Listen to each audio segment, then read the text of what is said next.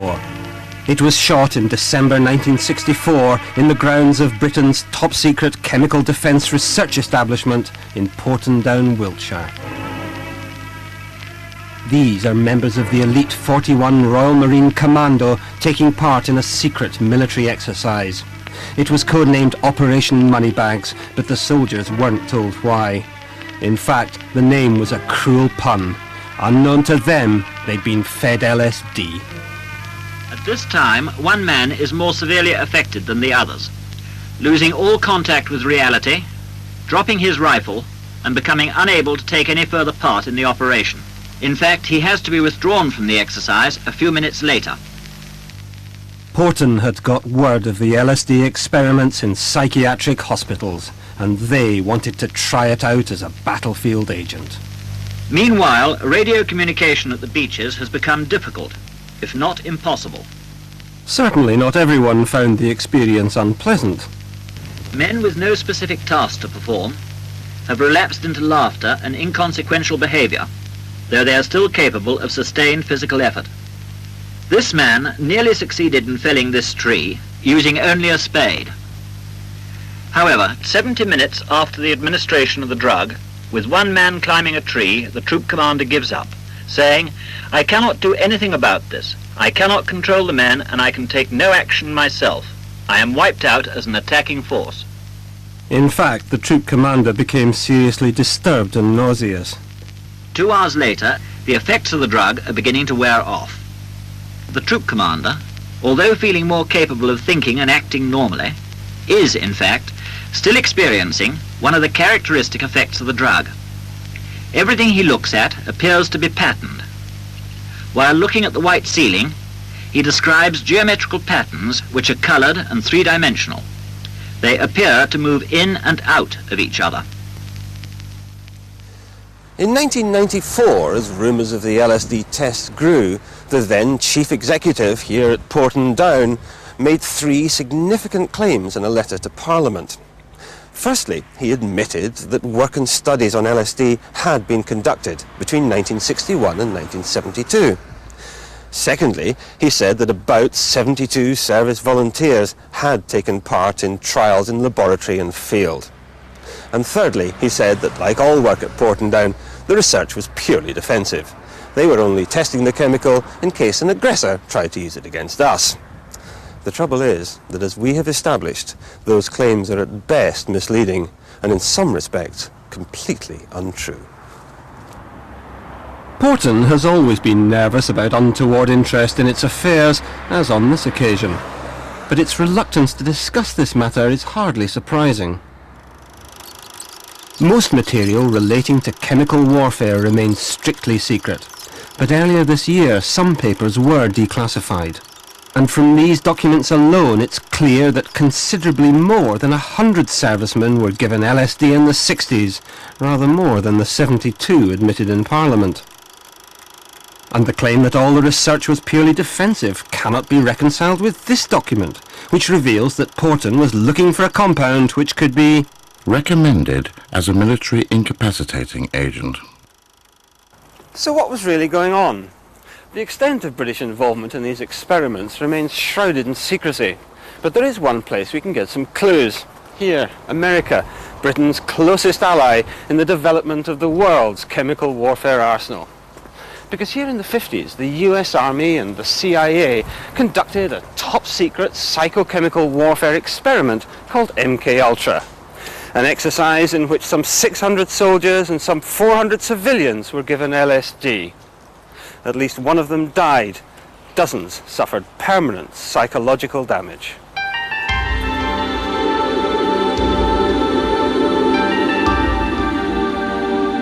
The CIA tests were mostly conducted here at Edgewood Arsenal, America's equivalent of Portondown. Reefer! You know what day it is today, Cap? Yeah. What? Call him. What day of the week? Wait a minute. Don't bug me. What the hell are you today, anyways? George, I'm going back so far, so many faces, and the basic, the really call, what day is it? can't remember a thing. I can't remember. Come on, man. I don't want this stuff. Another soldier was Sergeant James Stanley. He volunteered to test protective equipment. Instead, he was given LSD. I knew that I was having a problem, but in those days, in the early 50s, if I would have went to the Army doctors and said, "Doc, I have a problem. I go places, but I can't get there. I see things that isn't there. I do things that's out of the ordinary for a human being. What is my problem?" He would have said, "You're crazy. You have a psycho problem. We don't need psycho problems in the Army. Goodbye." Then I would have been out the door with a wife and 5 or 6 children with no place to go. So I hid my problem. I cried in my own corner. But Sergeant Stanley fought back, starting an action for compensation. Could you swear the witness? The US government called Dr. Abrahams as an expert witness, but his evidence actually helped Stanley. I do.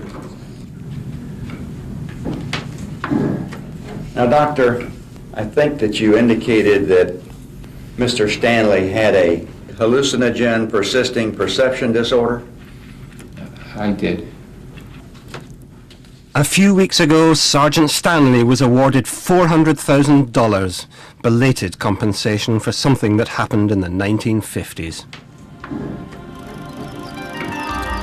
Of course, according to Porton Down, nothing like that happened here. Indeed, Parliament was told LSD studies didn't start until 1961.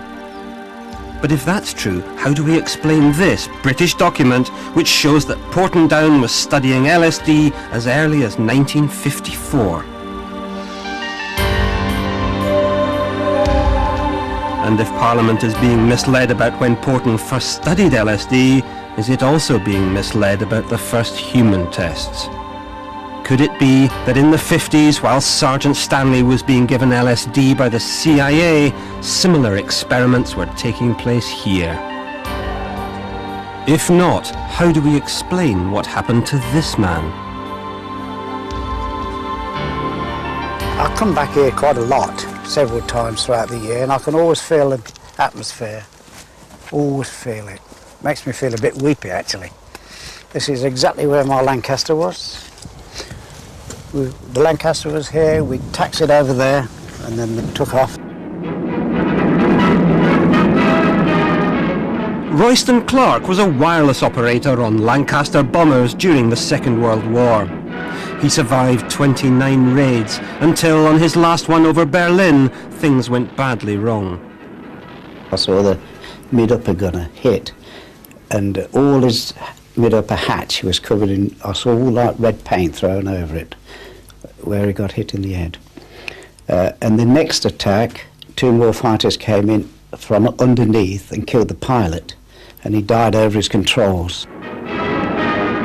Clark managed to bail out, landing among the blazing ruins of Berlin. He escaped, but it took him over a year to get back home, and he was left with constant flashbacks in which he relived the trauma, a condition now recognised as post-traumatic stress disorder. Then, in 1958, the RAF volunteered him for Porton Down. They told him it was to test a new flu vaccine, and as a man who remains deeply loyal to his country, he agreed. And they strapped me down on the bed, strapped my legs and my arms, and they injected it in my left arm. They gave me another injection in my right arm, and then that started me, although I didn't go completely out, I started thinking, you know, there's something not right here, because my brain was going round and I was beginning to think that I could fly, and at one time I thought I was flying. I saw these 5 people in these white smocks come at me, like this, and gibbering at me like that, and their eyes was coming out of their heads.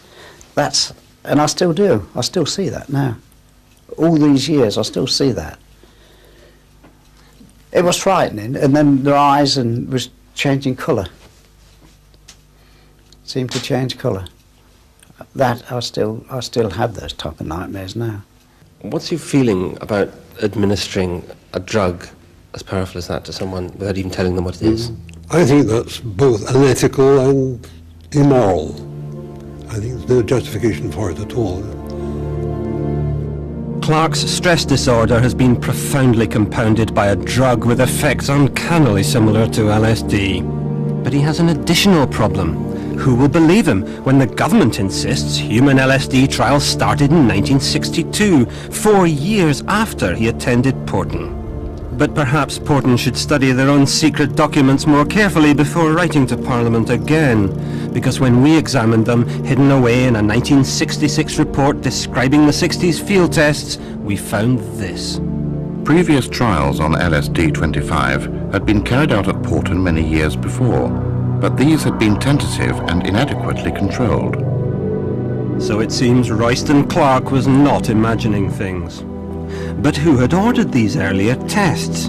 Could British intelligence have been getting up to the same games as the CIA? We looked further and eventually found this document.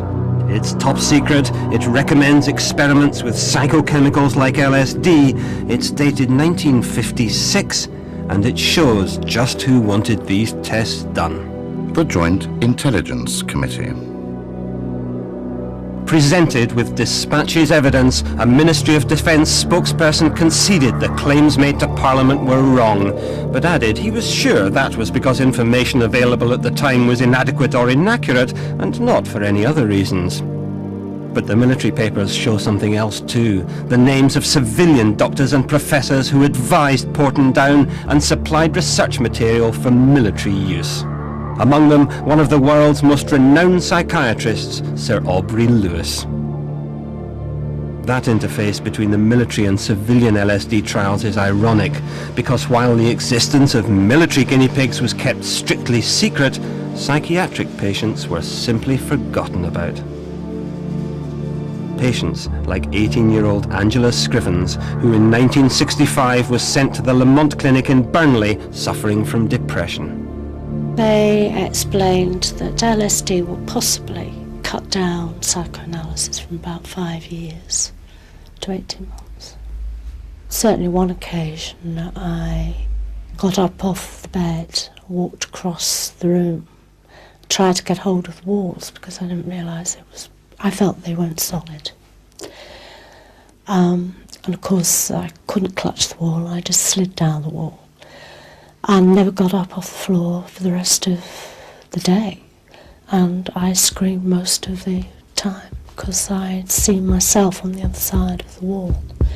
And I wanted to get to that self because I felt if I didn't, I'd die. The promises of a shortened treatment came to nothing. Angela was given LSD virtually every Friday for 5 years. I'm just flabbergasted, first of all. How did this craziness continue to go on for year after year after year? And I think the answer is because the work was not informed by a sound grounding in scientific methodology. After a short period of time when it wasn't working, I feel to have carried on was wrong. And I was in no state to turn around and walk away from it. I was too vulnerable, too ill. Angela still suffers dreadful after effects, largely attributable to the drug. So how could such a risky medical experiment be allowed to run unregulated for so long? We've studied the papers and records on the use of LSD by psychiatrists, much of it held here in the Institute for the Study of Drug Dependence. And from these papers, it's clear that LSD, throughout the 20-odd years it was being administered in hospitals, was never officially approved for general medical use. It was never formally licensed.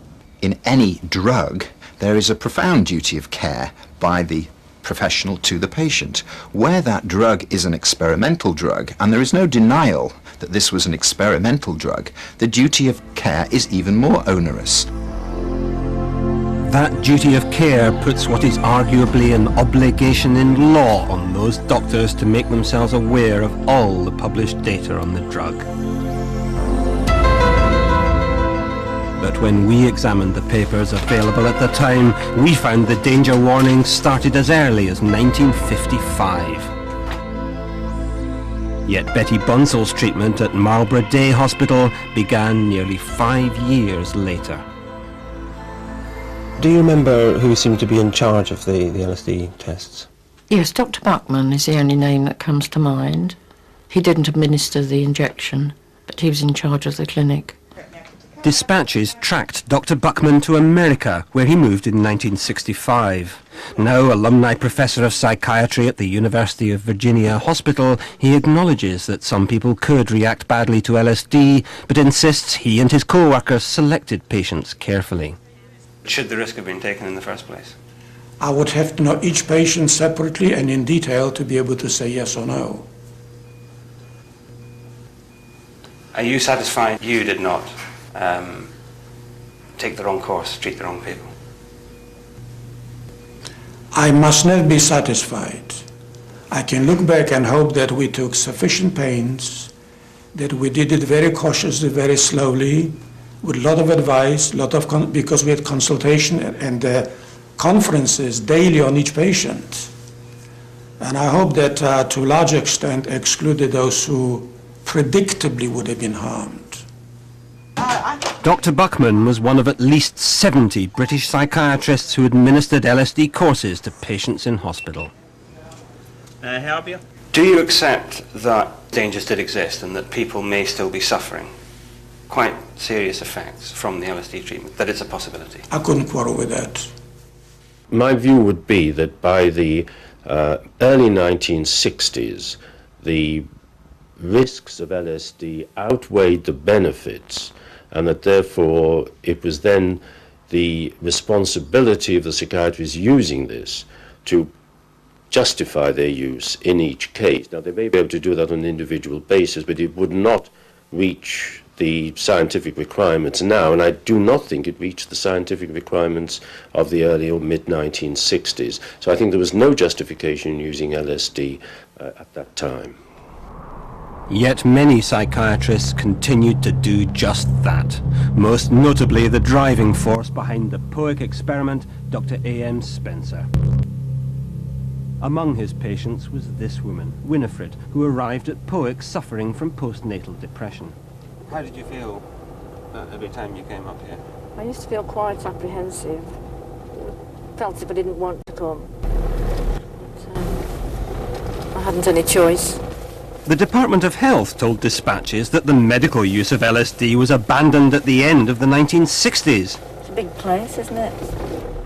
Yet Winifred's treatment didn't even start until the early 70s. So where was the LSD unit? It was to the left of the hospital. And the hospital was all the way around that area? Well, just to the left of that building there. And you were there every week for? 6 months. And then after that, I was in continuously, backwards and forwards. It was just a nightmare. I was lay on the bed, and then I looked down at my stomach, and next thing I knew, there were worms crawling all over my brain, just as if they were all inside me, eating me. You know, I felt that I was being eaten alive. I really felt that I was being eaten alive. They were just crawling all over me. And that makes me angry. And that, I do think Dr. Spencer is responsible for. Because you still have that image? That'll never go away. Learn to live with it, but that won't go away. And so where was the 9 years after the LSD treatment, still suffering the classic after effects, Winifred found herself back at POIC. I was stood on the ward, and the door to the corridor that leads to the rooms where we used to have the treatment. I could see this trail of worms coming under the door at me. When I spoke to the doctor on his visit around the wards, he said, "Are you hallucinating now?" And I thought, well, if I tell him I'm hallucinating, they're going to keep me in here and throw away the key. So I said no. But now Winifred and a number of other victims have enlisted the help of a solicitor, Ed Myers, to demand compensation. They go to a psychiatric hospital as an outpatient, They are given LSD, they're not told what it is, they're not told why they're being given it, they're not told about the side effects, and within literally hours of being given this drug, they go on to develop chronic paranoia, visual hallucinations, audio hallucinations, gross anxiety, and for many of those people, that lives with them today. It was all an experiment from beginning to end, and therefore it should have followed the rules which even then were laid down for experiments. These patients were guinea pigs? They were guinea pigs, yes, as many patients still are guinea pigs, but they were guinea pigs in a way in which their experiences and the dangers they ran could not result in scientific progress, or medical progress for that matter. Around the country, many of the hospitals which ran that experiment are now abandoned, and many of the psychiatrists, like Dr. Spencer, are dead. But their patients survive, some perhaps unaware of what is causing their problems. Yet when we asked the Department of Health if they would trace these people and offer them help if needed, they dismissed the idea as an impossible task. There's a lot of people out there with illnesses and side effects that they've got for life, and it can't be undone. It can't be undone, you live a nightmare. I feel very, very bitter. Very, very sad for those lost years and for the years after that I've suffered from the after effects. I didn't take it, I was given it. I didn't go looking for that drug.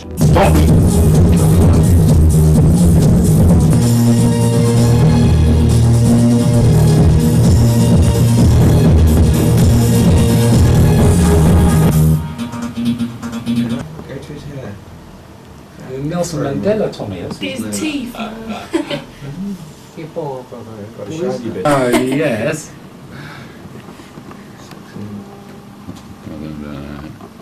Different.